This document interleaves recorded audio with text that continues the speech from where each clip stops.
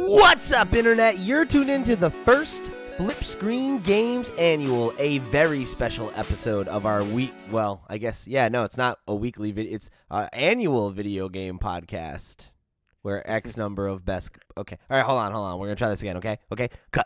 What's up, Internet? You're tuned into the first annual FlipScreen Annual. No, that doesn't sound good either. What's up, Internet? You're tuned into the first ever FlipScreen Games Annual, a annual video game podcast where X number of best buds from different nations come together to discuss the wide world of video games. I'm your host, Pete and Bessie, joined, as always, by my very good friends and co-hosts, Mr. Steven Radford. Hello. And Mr. Chuy Huerta. Hello. Hello, boys. Welcome to the show. Welcome to the end of the year, our last show for the year. Thank you, everyone who's tuning in right now. It's been a humdinger, our first year here on the air. How are you guys feeling? Pretty damn good, to be honest. Yeah, pretty good. Yeah. I can't believe how much we put out, how much support we've had. It's been phenomenal. I remember when we first started speaking about doing FlipScreen and leaving stuff behind. We were just like, is anyone going to follow us? Are we going to have to start from scratch? No one's gonna listen. But that's not been the case. People have come and people have listened. We've got new people, new supporters. We've got Chuy as a permanent host on Nintendo Noise. It's been phenomenal. It's been really humbling, I think, to see. Yeah, I feel like it's coming around to when I first started hopping into loot pots quite regularly, February, for that Ring Fit February. That was fun. Mm-hmm. So it feels like a completely different era. It's so far away now. That feels like a lifetime ago. Yeah, it doesn't feel like it was this year, but we actually we did the math. We've put out more FlipScreen stuff than loot pot stuff, but there was more episodes of the podcast this year because we started this in August. So yeah, but because there's 2 or 3 podcasts that we do, like if you include one more thing, there's more of this stuff that we've put out. That's awesome. Yeah, it's wild to think about. It feels like it's been a while, but in the grand scheme of things, it definitely hasn't. So, a big thank you to everybody in the FlipScreen Games community who has tuned in. For those of you who were with us and rode with us from the beginning, thank you so much. For those of you who are just coming in and getting into the flow of things, thanks for coming and checking us out and hanging out with us. I know there's you got a lot of options out there for your podcasting time, and I appreciate that you choose to spend it with us, so thank you so much. A special thank you to our Patreon producers for the month of December. They are, of course, Andy Radford, Christian Oliveria, Christopher Valenz, Gabriel Hasselmeyer, a.k.a. Asobi, Smilky Shake, Wakahula, and Zaid Ida. Thank you to all of you for your support over on patreon.com/FlipScreenGames, especially those of you who have been on that list since the very first month. Thank you so much. But in the spirit of the annual and in the spirit of feeling thankful, we did want to give a special shout out to all of our other Patreon supporters who have supported us at the other levels below. Many of you for many months, and they are Alec 8, Sierra Plus Ultra, Sam, Chewy Plays Nintendo. Oh hey, thanks Chewy. Ben S. Smith. I know that guy. Yeah, I know that guy. He's a good egg. Robert Navalis Sullivan, Matthew Murphy, Chris Brandrick, Tyler Olson, Trendy Brendy, and Affy Lockhart. And again, a huge thank you to everyone else in the FlipScreen Games community. Whether you tune into the streams, whether you listen to every episode of the podcast, whether you're just a member of the Discord, thank you so much for being a part of what we do and for coming and chatting games with us and spending time with us. It's a blast. So thank you for being a part of it. So we talked a bit about this episode, this very special episode of the FlipScreen Games podcast, on last week's show, and we were gonna get into a bunch of questions. Monday's show. Thank you. What did I say? Last week's show. Yeah, the show that was 2 days ago, last week, because that's what it feels like to me at this point in my life. We're going to get into a bunch of questions in the question block. A bunch of you wrote in. Thank you so much. And then we're going to play a game for the first time on this podcast that we have not played in a long time, which is called Name That Game. So we'll talk all about that a little bit later. Thank you guys so much for tuning in. Let me just remind you that if you want to keep up with us all across the web, the best way to do that is to just head over to flipscreen.games. We have links to all of our stuff. If by some weird way this is the first time you've ever heard this show and you've listened this far into us thanking people and talking about Legacy, you're a trooper. It sounds like you dig what we're doing to some level, so thanks for coming and hanging out. Go get us on Twitch, twitch.tv/FlipScreenGames. We're there every Wednesday and Thursday. We'll be there with our last stream of the year this Wednesday. Tonight. Yeah, if you're listening to this the day it drops. Tonight. So check that out. And you joining us for that, Chuy? We're playing some Jackbox and some other stuff. I don't know if you got some stuff on there. Tonight. Not tonight. I don't know. Wednesday. It's Wednesday. Wednesday. Tonight when this drops. Maybe. Oh my god. I don't know what's going. I'm on vacation. I don't know where. We'll figure it out. It's cool. Yeah, we'll figure it out. But yeah, you could find links in the Discord, the Patreon, all that cool stuff. I'm assuming if you're listening to this episode, you're a regular listener, so I won't bore you with the details anymore, and we can get into the meat of this sucker. So let's jump into the question block. Like I said, we got a bunch of questions from y'all. And we're going to start with this one from Andy Radford, one of our Patreon producers, who wrote in and said, so here's my question. I've given it a lot of thought whilst watching Michael Bublé. What is your Christmas day like, and what's for dinner? So I was talking with Dad, and he was very, very interested because he knows that you both have turkey for Thanksgiving. So he was like, what the hell do you eat for Christmas dinner? So you guys do turkey? We do turkey for Christmas dinner. It's like the only time of year we eat turkey, really, because we don't have a Thanksgiving. So our turkey, like our special turkey dinner, is at Christmas, and we'll do that with like roast potatoes and all the trimmings, pigs in blankets, which you definitely need, which are sausages wrapped in bacon, not sausages wrapped in pastry, and they are amazing, absolutely amazing. Bacon blanket, I like that. That sounds good. Yeah. Yeah, you got to make those this year, Pete. Well, Chuy, you want to go first? Sure. I mean, mine, I think growing up, I didn't quite know so much because it was a holiday that we usually spent in Mexico, and then we were visiting somebody. And so I don't know if there was like a lot of consistency as to what the meals were. But on the cases that we stayed, I know if we showed up to our cousins, they'd have a bunch of different foods, usually Mexican foods and stuff. And so a staple that a lot of people know about is tamales. And those, I feel like people are missing out on the second part that goes with it, though, champurrado, which is like this thick hot chocolate drink that goes. I've never heard of this. Yeah, a lot of people have never heard of it. And so... yeah, make that known. Make that something that's part of your experience with the tamales. Champurrado. Champurrado. Okay. That sounds good. Yeah. That sounds it's so good. All right. It's just like thick, hot chocolate. It's so good. And then recently, so because we were always in like Mexico for our holidays, not always, it'd like change here and there, but in the cases that we were, a lot of my older siblings started doing Christmas with their in-laws and that sort of thing. So Thanksgiving tends to be the holiday I have with my family, and then we'll do like a little party together with my family, probably like the weekend before Christmas. That happened just this past weekend, actually. So that was fun. But what'd you guys eat at that? At that, there was ham.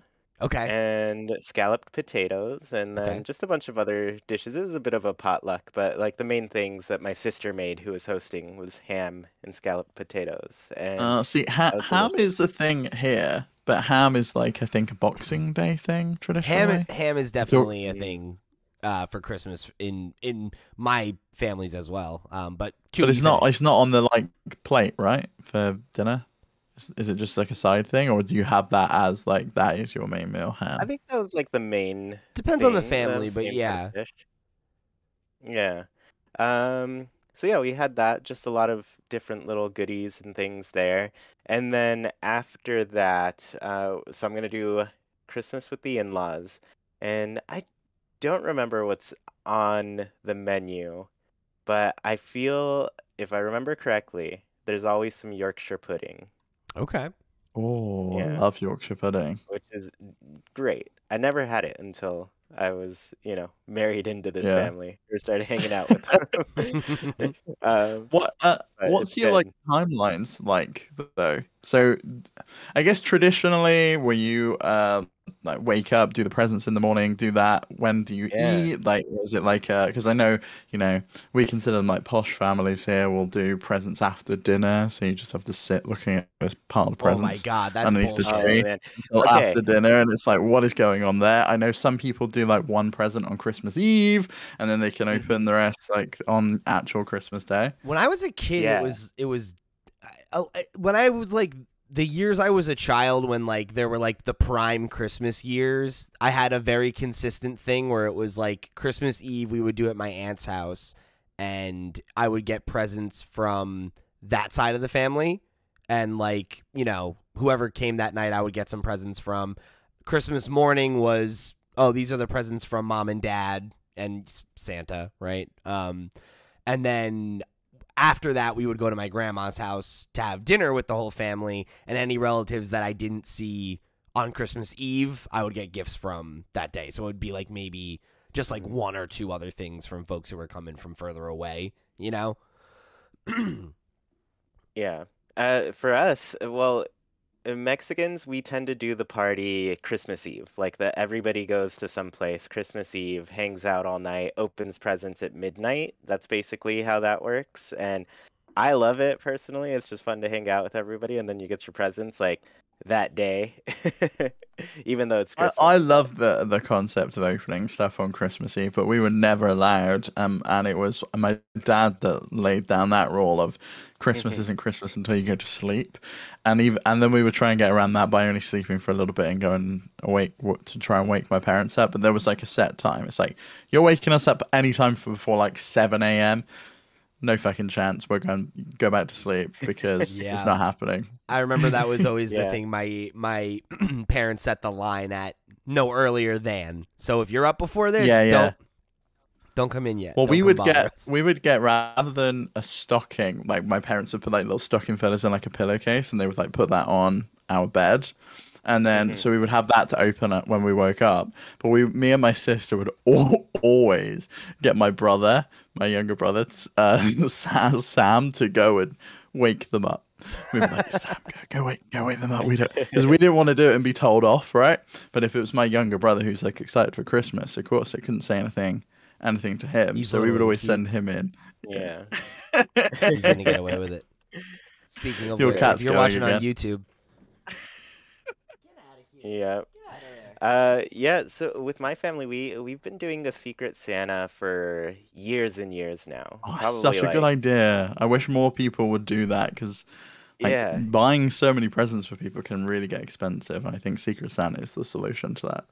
Yeah, we've honestly done it maybe like 15 years at this point, but it just got to the point where everybody was like, we have too many people to buy gifts for, and it's out of control. So yeah, we did our Secret Santa exchange this past week, and everybody gets stuff for like the kids, like the nieces and yeah, nephews and everything. totally. So, they get all the presents, but we all make a list and write down what we want, what we're interested in, and yeah, we just That's a good get a way to do it. surprise at the end there. Yeah, That's and then usually. Jackie. Sorry, go ahead. Oh yeah, I was gonna say Jackie did that with our family, and after that, she was like, "Oh man, we got to do this with my family," because hers got to that point too, where it was just like, there's too many people to get gifts for. So Right, and even yeah, when it's a lot people easier. are asking you as well, and you're just like, I have no idea what I want because I've already told like the 5 things I wanted to the other people that have asked me, what do I want for Yeah, Christmas? There's literally nothing else on my list left for you to get, yeah. unfortunately. So Also, I yeah, know Steve, you and I talked about this. I think on a previous episode of One More Thing where we were like, yeah, we're I both kind think I of was like, there. oh yeah, it was. Where it's like, oh, I I'm that remember jerk this. who Yeah. buys everything I want. So like, people are like, I don't know what to get yes, you yeah, because you you both probably are bought apparently. whatever. Yeah.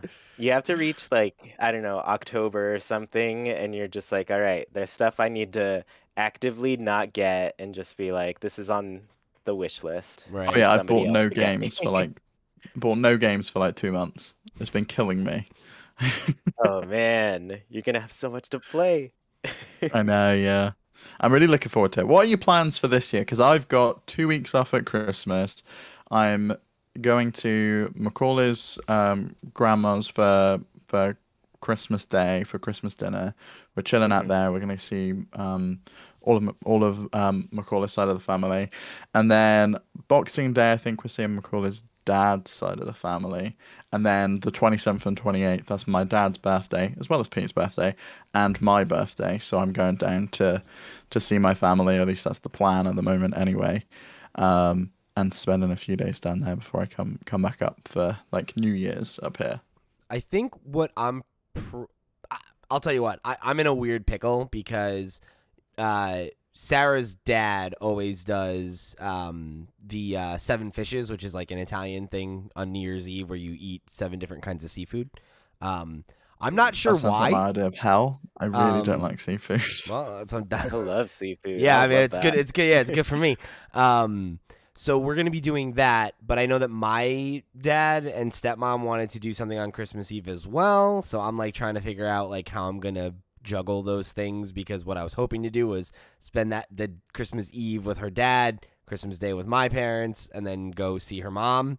Now I feel like that's gonna be all mixed up to some degree, so I've still got to kind of like hammer it out. Yeah. But ultimately I'm gonna see those 3 groups of people, and I'm gonna eat a bunch of food, so it should be fine.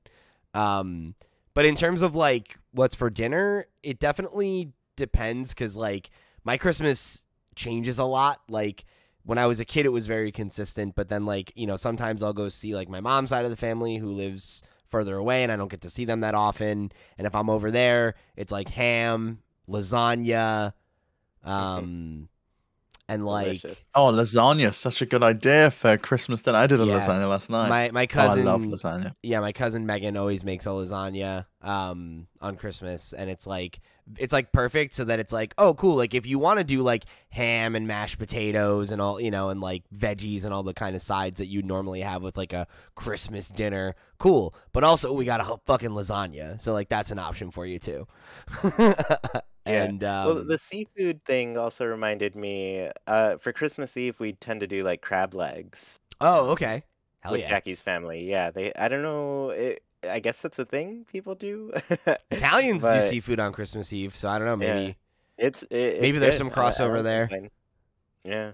But yeah. I don't know what we'll be doing for the menu this year at my dad's place, but I think Sarah's mom's making like a pot roast, something like that, which I'm all in for that.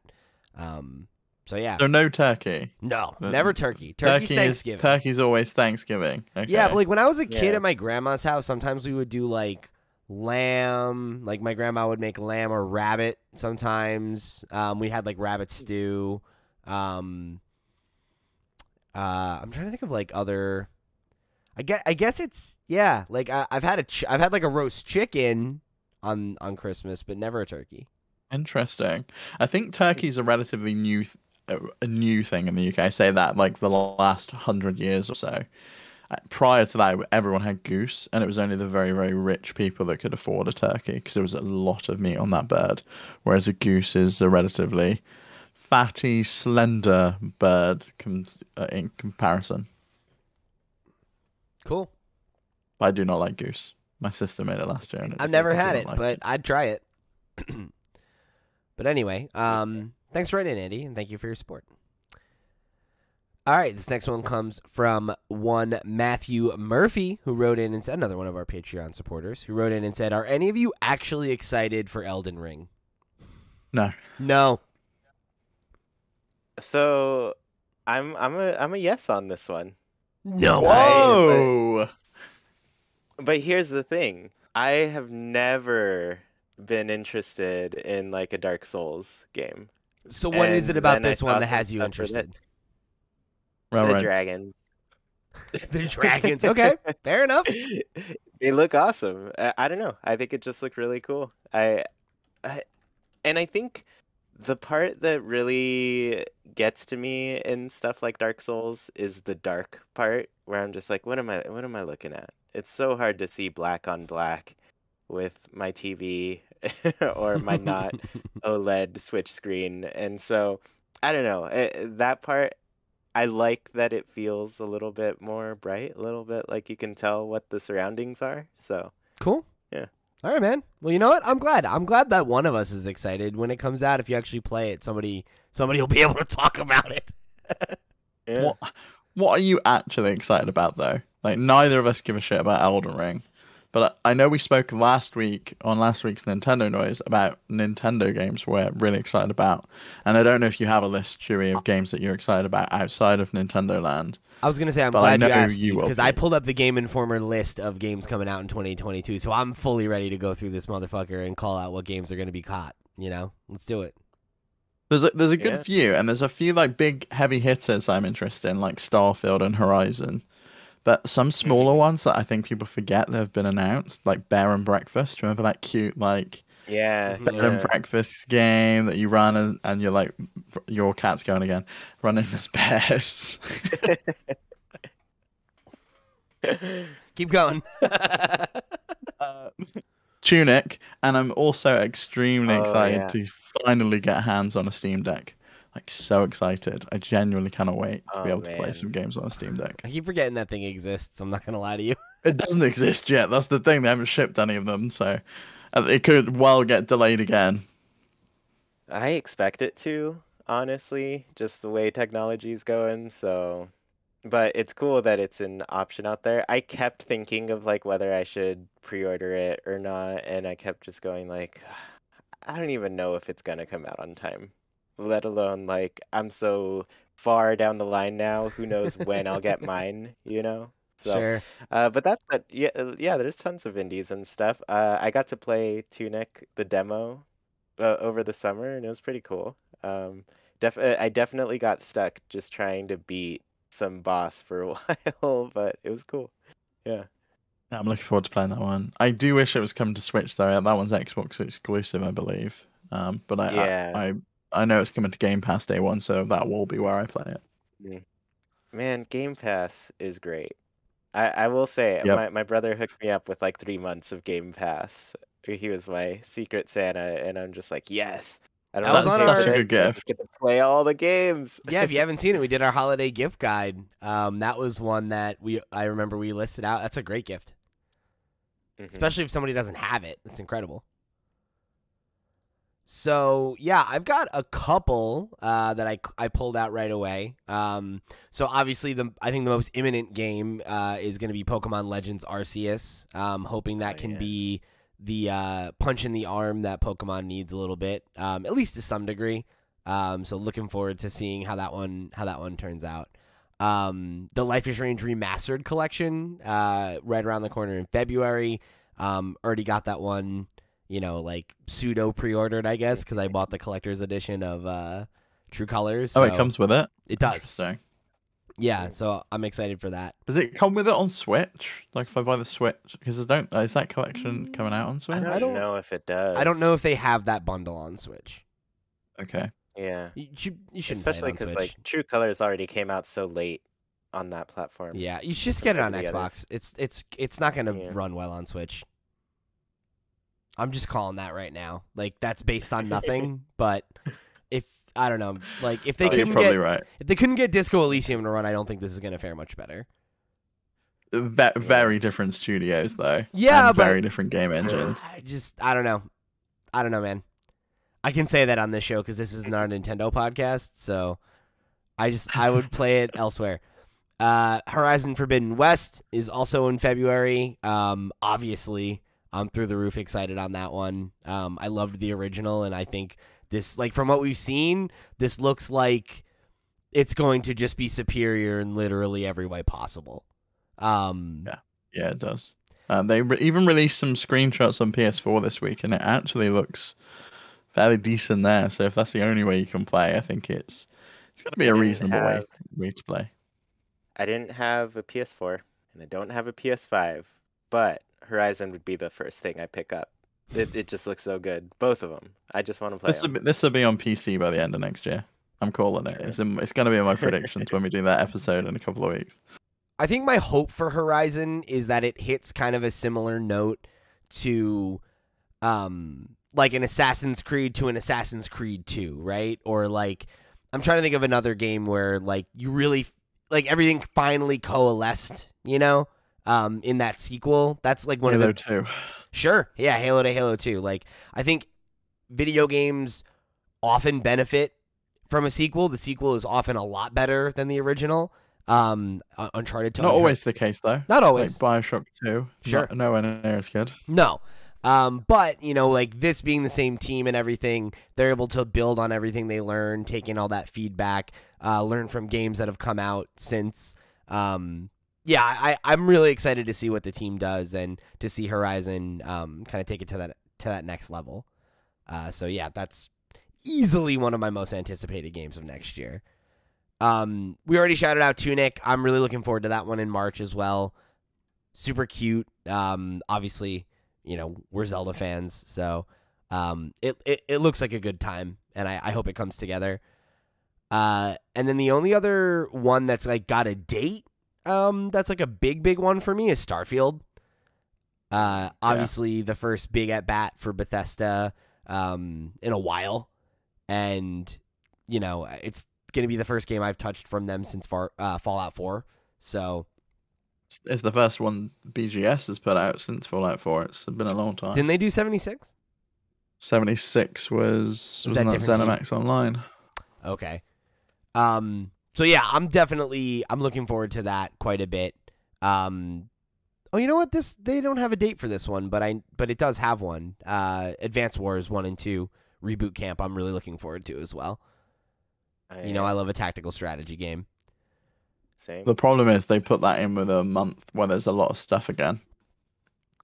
Yeah, get lost. And that's not great, but I do think that like that's a game that I could see getting and having it be my side game, like while I'm playing something else, because I can chip away at that playing like a match or two a night, and like I'm not gonna feel like I have to be like necessarily paying attention to like the story or anything. It's like about the mechanics, you know. So I'm very, very excited about that. No date on it, but God of War Ragnarok's supposed to come next year. We'll see. I think it could.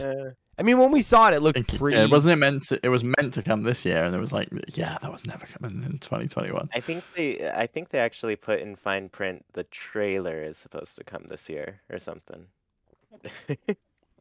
Yeah, I remember them saying that they thought it and Horizon would both be out, and they weren't. But I'm confident that Horizon's coming, you know, when they say it's coming. Horizon's definitely coming. I just don't know about God of War. Yeah, because he's only got his name finalized like 2 months ago. Yeah, but I don't know. They've been working on it for a while too, so it's like we'll see. We'll see what happens, right? Like if it comes next year, that's great. I'm very excited for it. If it needs more time, it needs more time, and I'll still be excited for it in 2023. That's totally cool. But you know, I mean, that game came out in 2018. It's been a couple of years. They don't have to start from the ground up again. So, yeah, that is true. We'll see. But that's another one I've definitely got really high hopes for. Mario plus Rabbids Sparks of Hope. You know, it's another good tactical RPG. I'll be looking forward to that one. Marvel's Midnight Suns. We only saw that one cinematic trailer, but that game is like it's a tactical RPG. It's Marvel. That hits me right where I live, baby. I'm definitely going to check that out too. That's the Firaxis one, right? It is. The one yeah. Which, like, come on. The XCOM team. Metal Slug Tactics, too. Like, there's a lot of good tactics games on the horizon. Chuy and I are going to be. Do we need? That's just the problem. I feel like there's too many. You check if you check say a Fire Emblem in with the mix as well, it's just like, where do you start? We'll talk about that in a minute. Here's a game that I keep forgetting doesn't exist already. Is Mineko's Night Market. That's on this list. Man, is that game still not out? Yeah, I feel like we've been talking about that since like 2017. Yeah, because we have. They're still working on it. That much I know. That sucks. But yeah, who knows? Yeah, I don't know. Oxenfree 2. Very excited for this. Love Night School. Yeah. Probably their last Good game. Netflix game. Yeah, their last video game. See what That happens gets after canceled. that. Yeah. So Redfall. That can't be. That's not coming out next year. This is ridiculous. Now you're just teasing me, Game Informer. That ain't. I don't think that is. I don't think that even got dated. No. See, that's bullshit. I think we're getting to the end of this list before. Oh, Shovel Knight Dig. I'm excited for that. Is that the little arcadey one? Yeah, the puzzle. Yeah, the Shovel Knight puzzle That game. did look fun. It looks real fun. Yeah, I'm interested. I like those kinds of things. And I've never played Shovel Knight. And You gotta play Shovel Knight, Chewy. You would love Shovel Knight. You and I gotta bet on something so I can make you play Shovel Knight. We will be. Don't worry. 2 weeks. All right, cool. I'm pumped. I think that's all of the big ones for me. Yeah, so lots I'm looking forward to for next year for sure. Mm-hmm. All right, this next one comes from Trendy Brenny, another one of our Patreon supporters who wrote in and said, "Happy holidays both to the podcasters and the community. What's your favorite snowy, or what are some of your favorite snowy areas in games? I love the Gerudo Highlands in Breath of the Wild, Snow Kingdom in Odyssey, and the Cold Front map from TF2. When I think snow games, my mind instantly goes to that South Park game on N64 where you could With the throw turkeys? with the turkeys, and you could pee on the snowballs and throw them at each other. Yep. Yeah. Yeah, I mean, is shoot, just hilarious. that's a good one. I think the Really? first one that always comes to mind for me is also an N64 game. It's Cool Cool Mountain in Mario 64. You're racing the penguin, bringing the baby back, and I all love that that stuff. one. Or Wario Mountain, or whatever, Mount Wario in Mario Kart is always a good one as well. I love that map. Yeah, that's a good one. An off the rails one. Me and my brother used to be obsessed with 007 Nightfire on GameCube, and we would play like the multiplayer on that all the time. And the Snowblind map was our absolute favorite. It's so good. You like start at the top of a mountain. There's like a ski lift you can go into. There's like the ski lodge that you can like hide in. It's a really, really fun map. Really fun. Yeah. As we've played more and more of it, I feel like Mario Party Superstars just needs a snow level. It does, It yeah. does. It was perfect having the Halloween one for around Halloween when it launched, but now I'm just like, this is when you drop some DLC so we can play on a snowy map and make it feel all wintry, because that'd be good. So What about any snowy? snowboard. What about Snowy Animal Crossing? Is that like one Yeah, of your I love favorites? it. That's a great one. Yeah, I mean, it's definitely exciting when it first happens, like December, a little bit into January, and then you're like, man, will you melt snow, please? But Another one for me has always been Snowpoint City in Pokemon Diamond and Pearl. I think that was the first time that there was a town filled with snow in a Pokemon game. And it's like as you're going up the mountain, like it starts snowing and it gets thicker and everything. And I remember that was like a really cool moment for sure. Mm-hmm. Oh, not really like a snow area because the whole game, but Red Lantern, that game that I played, was that last year? I feel like it was during the pandemic. I think it was, yeah, with Ashley Birch, and it's like the Iditarod, like choose your own adventure kind of thing, and it's like a roguelike. Yeah, that game is awesome, and it's spooky, not like supernatural spooky, but like you're alone in the woods, scary, and like trying to survive against the harsh wilderness, and very, very good vibe. Not a cozy winter vibe, but a cool snow vibe. Oh, and then I really like the snowy tracks in Diddy Kong Racing. Those have really good music with them. Oh, you know what? Perfectly. Speaking of Horizon, yeah, the Frozen Wilds, like that whole area is really cool. I just never went there because it was like When I did my never got back replay, into I the went game. back, and it's hard. That's the hardest part of the game by a lot. Do you know another PlayStation game, the snowy area I really liked, but it's not really nice, is the like lodge you go to in The Last of Us. Yeah, that where whole there's the section. cannibals. The winter That section whole of that snowy area, game. and you're like going through, and you're like It's the first time you switch characters. It's really cool. Yeah, it's good stuff.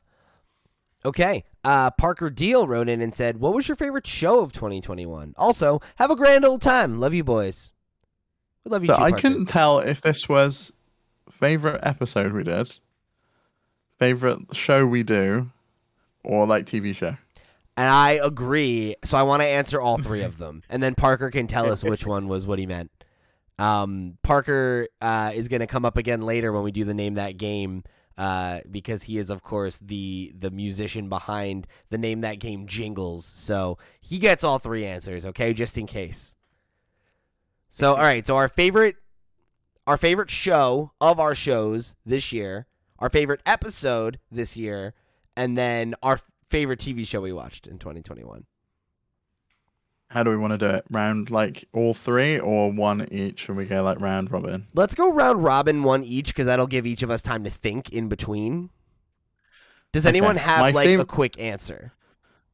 Yeah, my favorite show is One More Thing that we do. It's just off the rails. We can talk about what we want, and I know it gets to nowhere near as many people that listen to it, but we can just, I don't know, it's just a place to talk with friends. It's really nice, and I've had people describe it as like people are listening into a conversation that we're having, and it's really, really cool just to be able to call up my friend each week and just chat about life and things that are going on and interesting things and catching up with people. It's a good excuse just to talk to a friend. That's so sweet. Mm-hmm. I enjoy that time with you too, Steve. I think of the three, my favorite is probably, or at least this year, my favorite has been Nintendo Noise because, obviously working with Chuy every week has been really, really fun. And it's like been great to be able to, because obviously, when we did Ring Fit February, I think we felt that the three of us had like a good chemistry, and we were like, oh, you got to come on the show more often and stuff. And then that turned into this, which is, awesome. I never really thought that you'd have the time to do something with us once a week. So that's been really, really fun. And, when we started the Potscast, that whole focus of that was Nintendo, and we eventually felt like kind of stifled by that and wanted to be able to break out and talk about other stuff, which is like the whole reason the FlipScreen show exists. But once we started doing that, we really stopped focusing on Nintendo because we were just kind of talking about whatever was most interesting that week. So kind of like getting back to doing a Nintendo-focused show and having the challenge of, like, what are we going to talk about on a week when nothing happened and there's no new game and whatever. Like, it's led to some really, like, fun conversations that I don't think we would have ever had before, which I just now decided. We stopped being, like, a news-focused show entirely, right? Because that was the main focus of the podcast. It was, like, the sister to the main website. We would write articles on the website. We would talk about them on the podcast. We could go into more detail. We could like pick Pixel's brains on things, stuff like that. Yeah. And it very much changed from that. We made the decision when we started FlipScreen. It was like, well, do we want to be news focused? We want to talk about it every week. Like, if there's a big thing, we can talk about it, but let's not just like recap the news. Let's not be the place where people go for the news. Let's just be somewhere where we can talk about a topic every week and what we're playing. And I think we managed to achieve that every week with both Nintendo Noise and FlipScreen. But Nintendo Noise is definitely a lot more challenging at times because I do a lot of like the behind the scenes production on putting the notes and stuff together, and that one can be challenging at times to go, right, what do we talk about? I can't imagine how Chuy puts together a show about Animal Crossing every week, because I struggle with like the entirety of the Nintendo brand and franchises that they have, and Chuy like hones in on one thing. Something I really want to do next year is help with that and be more involved with that production side of things, so that I can take some of that weight off your plate. Because I think some of the episodes that have been the most fun are ones that we just like concocted, like, because obviously there are a lot where we're just kind of like, we're breaking out something that happened, and then talking about it in a broader way. Like obviously we had that great episode about like Game Boy games on Switch, which was the only episode of any podcast that I've missed. But yeah, we had Nina from. That was a from great Haven on. episode with Nina, and it was fun. We watched looked at a load of footage of Game Boy games. I forgot how many good games were on those systems. And honestly, I was gonna say that was probably one of my favorite ones because it just like that one took me back like no other. Yeah. I think I've always loved all sorts of video games, but like that takes me back to like specifically going on these really huge road trips, playing these portable games, and that's where I found out, Pete, that Chuy didn't acquire any of his Game Boys through legitimate means. He just like borrowed them from friends and never gave them back. I have no idea where they came from. To this day, I have a Game Boy Color Pikachu edition. Don't know where I got it from. It was your friends and you just didn't give it back. I mean, most likely. And honestly, I don't even know. Like, it's in my possession, so I don't have to worry about it. Oh no, I broke my camera. I loved that one. I think my favorite episode of Nintendo Noise though was the hottest Nintendo character. I was just about to say. So stupid. Yeah. That's absolutely my favorite episode that we've done. The hottest Nintendo character was ridiculous. Getting to have Sierra on the show was a ton of fun.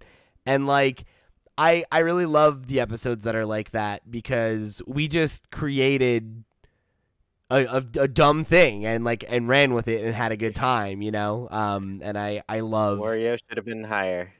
Wario should have been higher. I cannot believe it. Don't really spoil it. Go watch it. How can you be higher than number 1? He needed his own tier.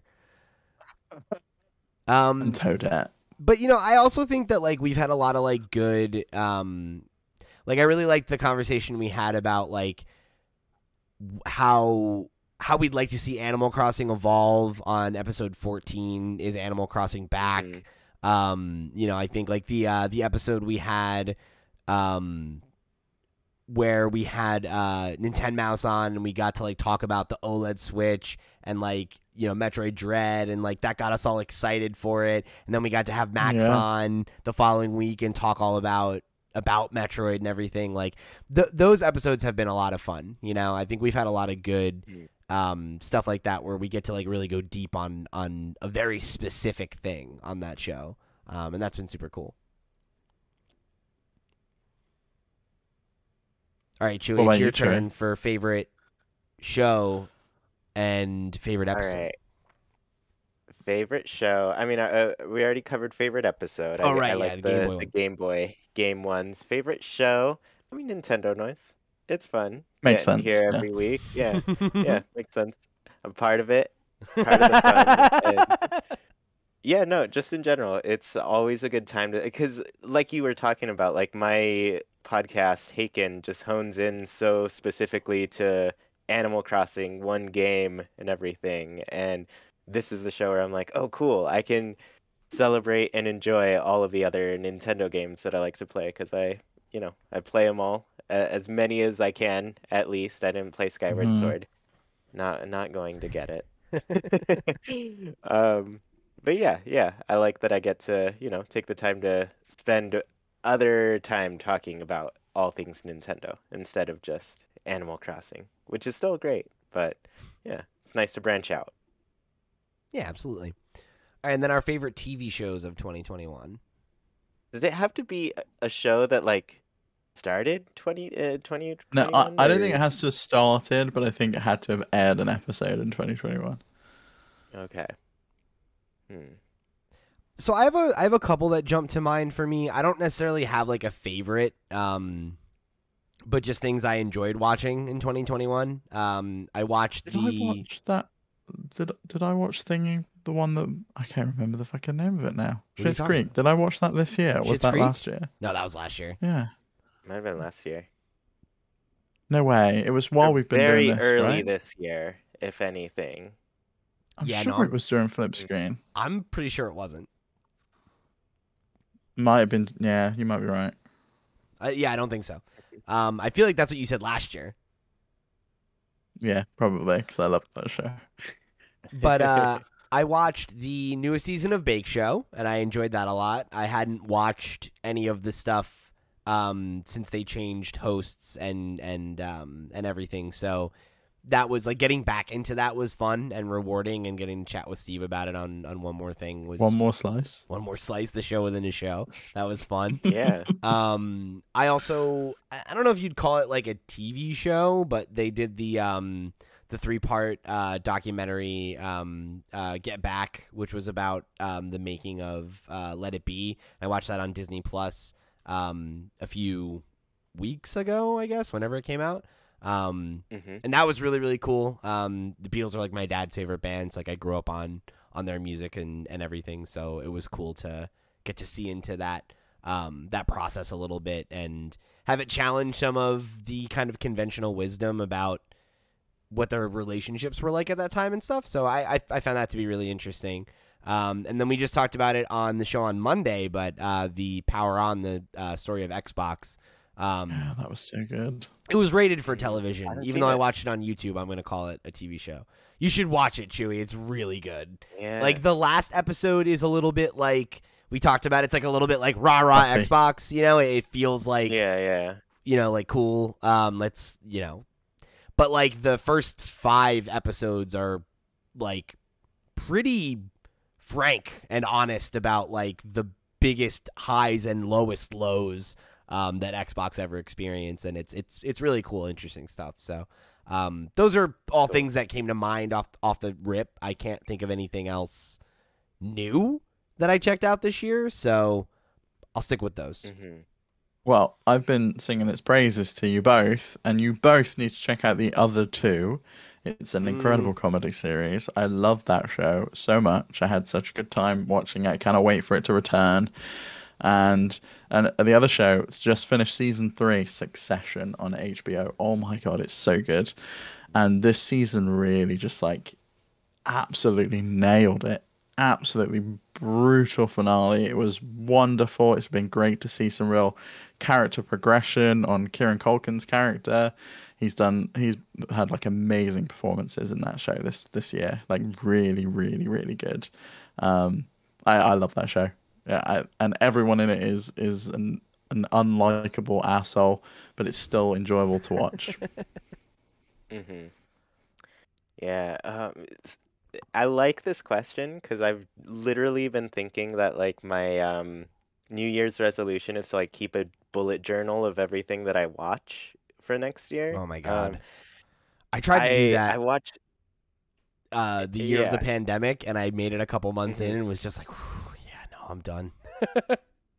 Yeah, well, that was probably Yeah. depressing. It's like, I'm watching a lot of TV. Why am I watching? Oh, I can't leave the house. Yeah, That's and why. like the thing that actually made me stop was me realizing how I would just write like Bob's Burgers like every month. And I'm just like, damn, yeah, I'm just watching this show over and over again, huh? Bob's Burgers is so good though. I mean, know. Never stop.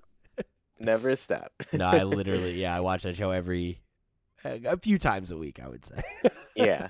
Well, I think a part of it is like I want to track mostly like the movies I watch, but I also want to be like more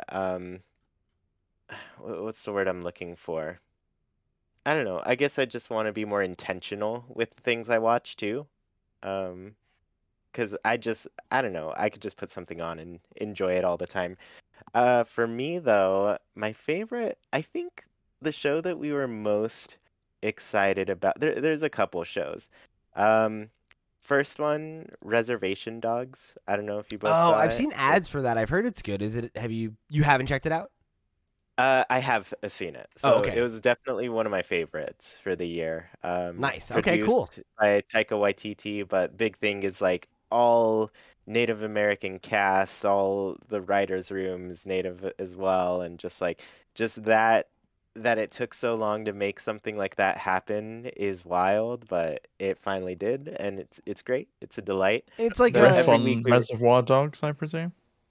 it's a bit of a reference to that, but it's like it's called Reservation Dogs, and it's like these 4 kids who live on a reservation, and they're trying to make money to just escape and go to California, and it's funny and it's heartbreaking and it's got it all. It's got all I was sorts gonna say, of like, is good it more things of like like a dramedy or is it more of like a sitcom? I'd say more dramedy, but even then, like it's more comedic Okay, than drama cool. in a lot of places. But it I'm does down with get that. pretty dramatic in places too. Um, yeah, Awesome. that one's solid. And then the other one we were always pretty excited to watch every week was Only Murders in the Building, which Oh, is I've heard that's really good too. yeah, it's Steve Martin and Martin Short and then Selena Gomez.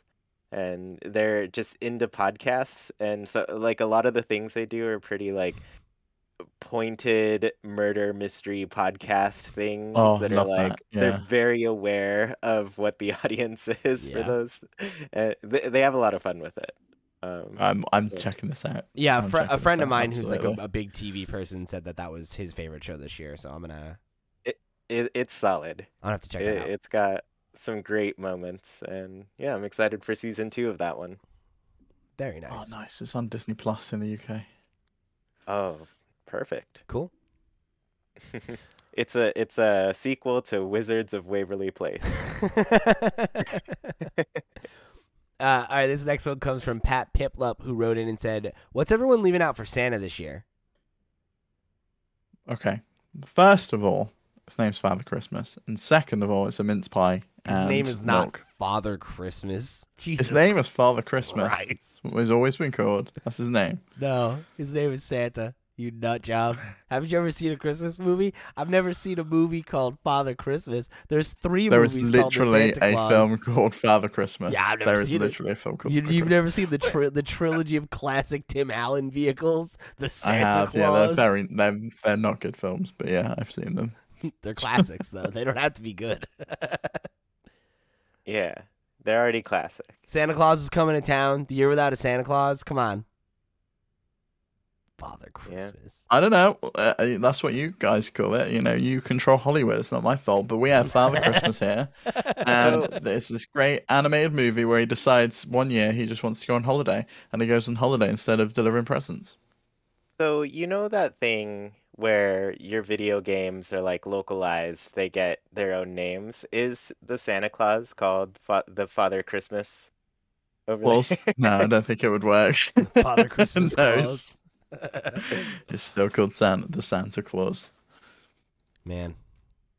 Okay, well, you I'm know what? leaving him nothing, That fucked me up. but I'm leaving Santa or Father Christmas nothing, and I hope he leaves some coal so I can warm myself in the winter.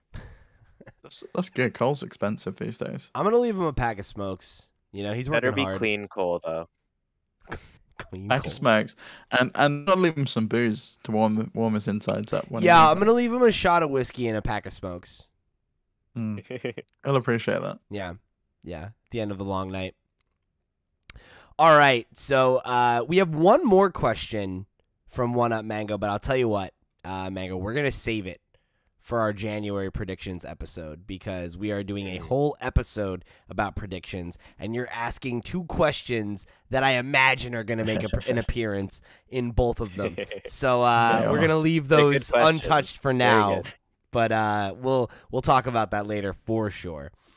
So thank you for writing in. Tune in January. So thank you to everybody who wrote in for the question block this week. Thank you to everybody who's tuned in and written in all year. It's been great. We love answering your questions, and it's fun. It's a fun time when you get to pick our brains and we get to like answer the wacky questions that y'all send in. So keep them coming in 2022. That is my my holiday wish. So we're gonna move into a round of Name That Game. Steve, hit that theme music. Name that All right. Game. So now, Steve, you're hosting. I need you to explain the rules. This is Chuy's first time playing. Me, of course, a seasoned veteran of Name That Game. And there may be listeners who have no idea what this is and what it's all about. Probably quite a few, because we haven't done this in a while. So I'm going to read out some descriptions of games that were released in 2021. All of these games made an appearance at the Game Awards, and I'm going to blank out some words, and then there'll probably be characters or places or publishers, developers, that kind of thing, and you have to try and guess the game. You guess the game by saying your name. The first person that says their name and guesses the correct answer gets a point. If you get the answer wrong, I can continue to read the entirety of the description, and the other person then gets a chance to steal that answer. So, you both ready? That sounds yeah. good. I was born ready, Steve. Let's do this. Okay, number 1. Embark on the craziest journey of your life in blank. A genre-bending platform adventure created purely... Psychonauts 2. No. Fuck. A genre-bending platform created purely for co-op. Invite a friend to join for free with Friends Pass and work together across a... No! It's the other sequel, It Takes Two. It is. It Damn Takes it. Two. Just kidding. Man, you know what? I knew I was coming in hot on that one, but I wanted to give it a shot. You know, I wanted to see if I could get the point. I honestly thought I thought it was gonna be Psychonauts 2 as well. So then I was like really glad you went first. Oh, you were like 2 words away from the purely for co-op bit, and you would have got it. Stupid. Oh well, you missed 100% of the stop. Wow, I can't even say the thing I'm trying to say to make up for the fact that I fucked this up. You miss 100% of the shots you don't take. Good God. Okay, number 2. You ready, Pete? I'm ready, Steve. Blank is the narrative-driven time loop adventure in ancient Rome. Discover the ruins of an ancient underground city. Travel 2,000 years. The Forgotten City? It is the Forgotten City. I was like, I can't remember the name of the game. and then I thought in way too early with Deathloop. I thought one of you was going to go Deathloop, or maybe another time loop game. So yeah. Okay. Anyway, number 3. Join bounty hunter Blank as she tries to escape a deadly alien world plagued by a mechanical... I said Pete! Yeah, you did. Did you say Pete? Yeah. Go Pete. Right. If you did, I didn't hear you, but yeah, go. It's Metroid. It's Metroid what? Yeah. Okay. Number 4. Experience Blank like never before in the 8th major installment in the storied Blank franchise. Set a few years after the horrifying events in critically acclaimed Blank, the all-new storyline begins with Blank and his wife Blank living peacefully in a new location, free from their past nightmares. Just as they're building their new life together, tragedy befalls them once again. First-person action. Players will assume the role of Blank and experience every up-close battle and terrifying pursuit through a first-person perspective. Is it Resident Evil 8? Close. It's not called that. Fuck. Oh no, it has it. Oh no, I don't know the name. I don't know the sub-name. Do you know it, Chuy? Village? It's Resident Evil Village. Yeah, I could not. Oof. Gun to my head, I wouldn't have remembered that. I almost doubted myself. I was like, wait, what was 7? And it was like, I got it. 7 was just called Biohazard. It was very, very weird. Yeah. It was like Resident Evil 7 Biohazard. Yeah, that was only overseas, though. The Japanese name for it. Yeah, I don't think it was called that here, was it? No, it was called Resident Evil 7, and I'm sure the subtitle was Biohazard. Yeah, I think it was. Okay. But it's called Biohazard 7 in Japan. Of course. With the subtitle Resident Evil. No, I'm just kidding. Yeah, probably. Is it? That would be funny. All right, number 5. From the creator of Pony Island and The Hex comes the latest mind-melting, self-destructing love letter to video games. Blank is an inky black card-based odyssey that blends the deck-building roguelike escape room-style puzzles and psychological horror into a blood-laced smoothie. Darker still are the secrets blanked upon the cards. Oh, Pete. Inscription. It's Inscription. Yes! Oh. I was like, what the fuck? I have no... Are there cards in Death's Door? Okay. Number 6. This is a diverse open world. Lead breathtaking expeditions across a world of striking contrast and beauty. Discover living deserts, lush jungles, historic cities, hidden ruins, pristine beaches, vast canyons, and a towering snow-capped volcano. Immerse yourself in a deep campaign with hundreds of challenges that reward you for engaging in the activities you love. Meet new characters and choose the outcomes of their blank story missions. Take on awe-inspiring weather events such as towering dust storms, intense tropical storms, as Mexico's unique dynamic seasons change the world every week. Keep coming back for new events, challenges, collectibles, and rewards. And new. Is it? Oh man, now I'm thrown off. Far Cry 6. No. Is Pete? Wait, how much is left? Quite a lot. I can keep going. Keep reading. Keep reading. Dynamic seasons change the world every week. Keep coming back for new events, challenges, collectibles, and rewards, and new areas to explore. No 2 seasons will ever be the same. Team up with other players and enter the blank arcade for a continuing series of fun, over-the-top challenges. Forza Horizon 4? 5. Forza Horizon 5. It's 5. It's 5. I'll let you have that one. Man, that was my initial one, too. I thought you would have got it as soon as I said Mexico. I thought one of you would get it, but I guess neither of you played the game. I did, but I wasn't confident, and I was like, I wanted to hear you once Chuy guessed. I was about to say mine, but then once he guessed, I was like, all right, I can think about it a little bit more. All right. Next one. Reaping souls of the dead and punching a clock might get monotonous, but it's honest work for a crow. The job gets lively. Death's Door. Yeah. Yes. You're too damn quick at this. That's great. Yeah. Fastest gun in the West. Get ready, Chuy. I think if you get all 3 of these, you can get a tie. But you're gonna get all there's 3 left. We have to do a tiebreaker then, though. Yeah, then I'll have to come up with a tiebreaker, but that's fine. Blank is back with 5 classic boards from the Nintendo 64. Pete. Blank. I forgot my name. Mario Party Superstars. It is, yeah. Yes.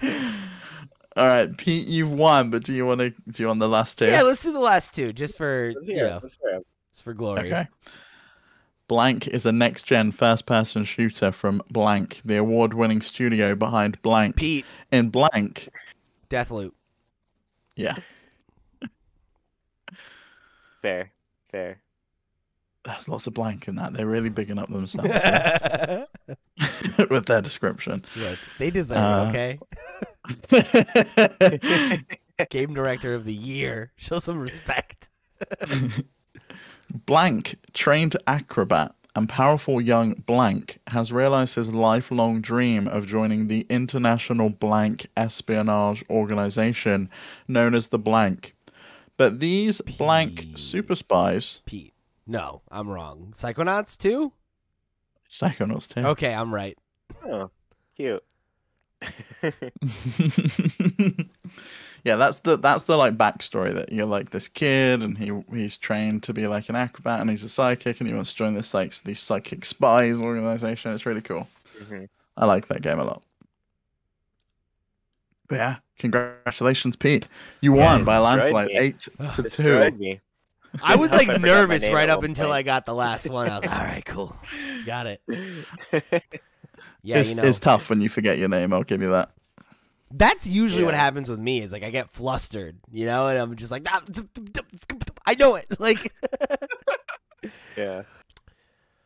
All right, well, I gotta say, first game back, I was a little nervous I'd be rusty. I'm very, very glad that I was able to either take back the belt or maintain the belt. Don't quite remember what the status of it was, but it's squarely on these hips now. So next time maybe I'll host and let somebody else have a chance, Wow, okay. The ego over there is like filled up the room.